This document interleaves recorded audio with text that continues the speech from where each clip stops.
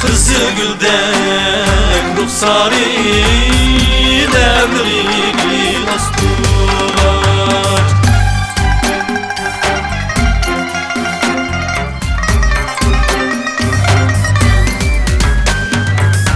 Sende süygü sadaket, bizim ahlak fazilet.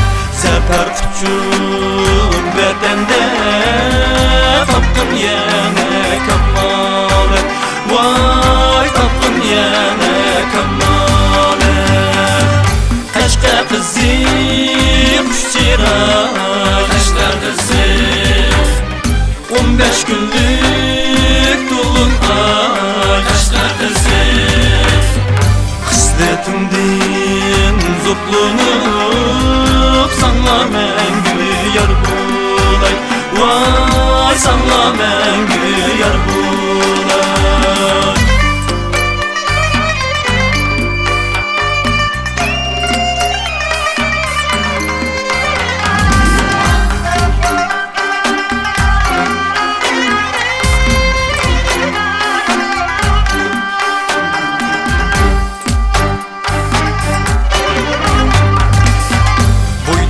Gün bunçesi dilli şehirde tamçısı.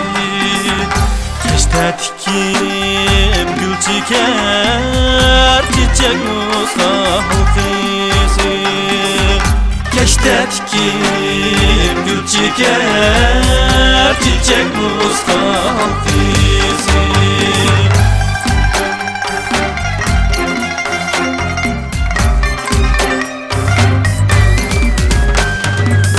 Sende süygü sadaket, bizim ahlak fazilet. Sefer küçük bedende